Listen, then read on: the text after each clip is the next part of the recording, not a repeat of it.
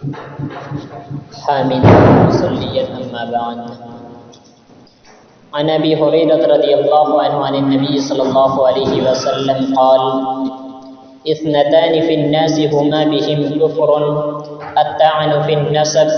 والنياحة على الميت. اللہ تبارک و تعالی انسانوں پر آزمائش اور مصیبتیں نازل کرتا ہے، اور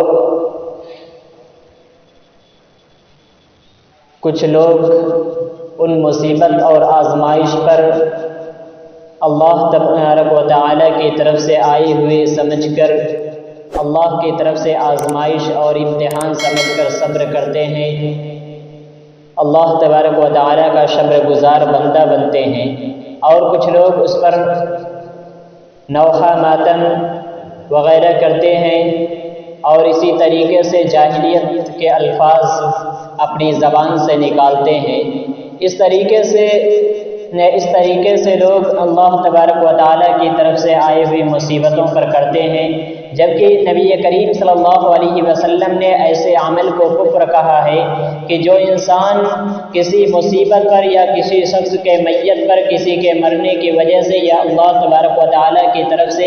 آئی ہوئی مصیبتوں پر نوحہ یا ماتم کرتا ہے، جاہلیت کے نعرے لگاتا ہے، اپنے گریبان کو چاک کرتا ہے، اپنے گالوں پر، اپنے چہرے پر تماچا مارتا ہے، تو ایسا شخص کفر کا کام کر رہا ہے، ایسا شخص کفر کر رہا ہے۔ ابو ہریرہ رضی اللہ عنہ کہتے ہیں کہ نبی کریم صلی اللہ علیہ وسلم نے فرمایا: اثنتان فی الناس ہما بہم کفر، کہ انسانوں میں لوگوں میں دو چیزیں کفر والی ہیں، دو چیزیں ایسی ہیں جو انسانوں میں کفر والی: الطعن فی النسب، کسی کے نسب میں طعن و تشنیع کرنا، کسی کے نسب کے اندر طعن و تشنیع کرنا، اور اسی طریقے سے والنیاحۃ علی المیت، میت پر نوحہ کرنا، میت پر ماتم کرنا۔ اسی طریقے سے نبی کریم صلی اللہ علیہ وسلم نے دوسری روایت میں فرمایا، راوی حدیث عبداللہ بن مسعود رضی اللہ عنہ ہیں، وہ بیان کرتے ہیں کہ نبی کریم صلی اللہ علیہ وسلم نے فرمایا: لیس منا من ضرب الحدود وشق الجیوب ودعا بدعوى الجاہلیہ، کہ وہ شخص ہم میں سے نہیں ہے جو چہرے پر تماچا مارے اور اسی طریقے سے گریبان کو چاک کرے، ودعا بدعوى الجاہلیہ، اور جاہلیت کے نعرے لگائے۔ یعنی کہ جب اس پر کوئی مصیبت آئے، جب اس پر کوئی آزمائش آئے اللہ تبارک و تعالی کی طرف سے، تو اس پر وہ صبر کرنے کے بجائے وہ اس پر جاہلیت کی طرح اپنی زبان سے ایسے الفاظ نکالے جو جاہلیت کے لوگ کرتے ہیں، جو غیروں کے طریقے ہوتے ہیں، اور اسی طریقے سے گریبان کو چاک کرتے ہیں، اپنے چہرے پر تماچا مارتے ہیں۔ تو یہ نبی کریم صلی اللہ علیہ وسلم کے امتی کا طریقہ نہیں ہے۔ نبی کریم صلی اللہ علیہ وسلم نے کہا: لیس منا، ایسا شخص ہم میں سے نہیں ہے، یعنی امت محمدیہ کے طریقے پر نہیں ہے، امت محمدیہ میں سے نہیں ہے، نبی کریم صلی اللہ علیہ وسلم کے شریعت پر نہیں ہے۔ اور دوسری روایت میں نبی کریم صلی اللہ علیہ وسلم نے اس عمل کو کفر کہا ہے، کیونکہ جو بھی مصیبتیں اور پریشانیاں آتی ہیں وہ اللہ تبارک و تعالی کی طرف سے آتی ہیں، اور اللہ تبارک و تعالی اپنے بندوں پر مصیبتوں اور آزمائشوں کو بھیج کر کبھی انسانوں کو آزماتا ہے تو کبھی ان کے گناہوں کا کفارہ بنا دیتا ہے۔ اسی طریقے سے ایک روایت کے اندر نبی کریم صلی اللہ علیہ وسلم نے فرمایا کہ اگر انسان کے پیر میں اگر کانٹا بھی چبھتا ہے تو اس کے درد جو محسوس کرتا ہے، تو اللہ تبارک و تعالی اس کے چبھن کی وجہ سے، اس کے تکلیف محسوس کرنے کی وجہ سے اللہ تبارک و تعالی اس کے گناہوں کا کفارہ بنا دیتا ہے۔ تو اس کے علاوہ جو ہم پر مصیبتیں آتی ہیں، جو بڑی بڑی مصیبتیں اللہ تبارک و تعالی بھیجتا ہے، تو یہ ہمارے بہت سے بڑے بڑے گناہوں کا کفارہ بن جاتا ہے، ہمارے گناہوں کو مٹانے کا سبب بن جاتا جاتا ہے۔ اسی طریقے سے ایک دوسری روایت کے اندر نبی کریم صلی اللہ علیہ وسلم نے فرمایا، راوی حدیث حضرت انس رضی اللہ عنہ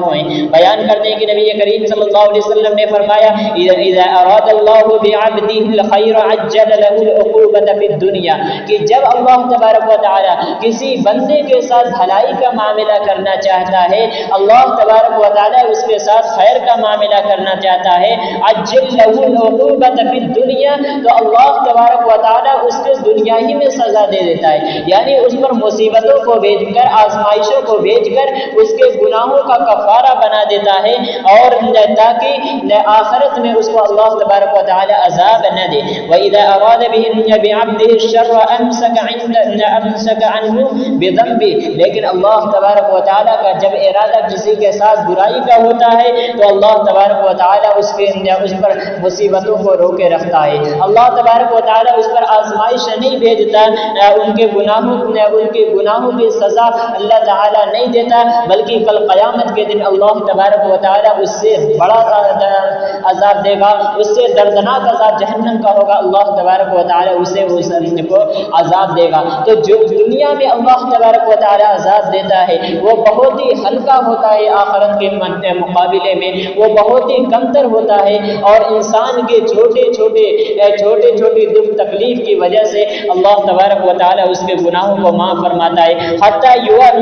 یواتی بہ یوم القیامہ، اور اللہ تبارک و تعالی ایسے شخص کا جب کسی کے ساتھ برائی کا ارادہ کرتا ہے، شر کا ارادہ کرتا ہے، تو اللہ تعالی اس کے گناہوں کو روکے رکھتا ہے، یہاں تک کہ اس پر موت آ جاتی ہے، اور قیامت کے دن تک اللہ تبارک و تعالی اس گناہ کو باقی رکھتا ہے، اور پھر کل قیامت کے دن اللہ تبارک و تعالی اس کے گناہوں کے سزا دے گا۔ اللہ تعالی کل قیامت کے دن اس کا سزا دے گا، اس کا بدلہ دے گا۔ تو اللہ تبارک و تعالی کی طرف سے جو بھی مصیبتیں اور پریشانیاں اور آزمائش، دکھ تکلیف ہماری زندگی میں آتے ہیں، تو ہم اسے اپنے گناہوں کا کفارہ سمجھ کر، ہم اسے اللہ تبارک و تعالی کی طرف سے مومنوں کی آزمائش سے سمجھ کر اس پر صبر کریں، اور صبر تحمل کا مظاہرہ کرے، اور اللہ تبارک و تعالی کی طرف سے یہ تمام چیزیں ہوتی ہیں۔ اور اگر اس کے برعکس ہم اس پر صبر نہ کر کے اگر ہم کوئی ایسے الفاظ ادا کرتے ہیں جو جاہلیت کے الفاظ ہوتے ہیں، تو نبی کریم صلی اللہ علیہ وسلم نے ایسے عمل کو کفر کہا ہے کہ ایک انسان پر جو جب مصیبت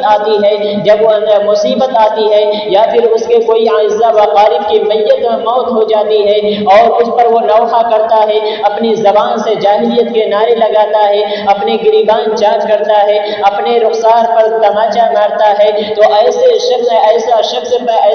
کفر کا عمل کر رہا ہے، یہ کفر کا عمل ہے، اور نبی کریم صلی اللہ علیہ وسلم نے ایسے لوگوں سے براءت کا اعلان کیا، یعنی کہ ایسا شخص ہم میں سے نہیں ہے، ہمارے طریقے پر نہیں، ہمارے منہج پر نہیں، نبی کریم صلی اللہ علیہ وسلم کی شریعت پر نہیں ہے۔ تو جو بھی ہم پر مصیبت آتی ہے، جو بھی اللہ تبارک و تعالی کی طرف سے آزمائش آتی ہے، تو کبھی کبھی اللہ تبارک و تعالی ہمارے اوپر مصیبتوں کو بھیج کر ہمارے گناہوں کا کفارہ بنا دیتا ہے، ہمارے گناہوں کو مٹا دیتا ہے۔ کبھی اللہ تبارک و تعالی آزمائش بھیجتا ہے تاکہ اللہ تعالی اپنے مومن بندوں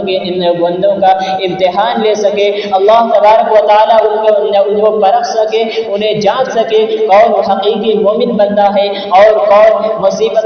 آنے پر اللہ تبارک و تعالی کی طرف سے بھیجی گئی آزمائش پر وہ صبر کو چھوڑ کر وہ غیروں کے عمل کو اپنا لیتا ہے، وہ کفر کے عمل کو اپنا لیتا ہے۔ تو اللہ تبارک و تعالی کی طرف سے یہ تمام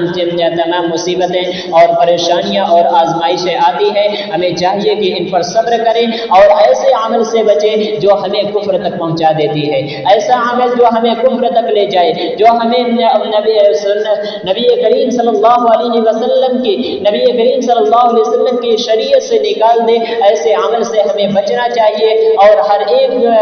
عمل کو، ہر ایک مصیبت کو، دکھ تکلیف درد کو، ہر ایک کو اللہ اپنا مقدر سمجھتے ہوئے، اور اللہ تبارک و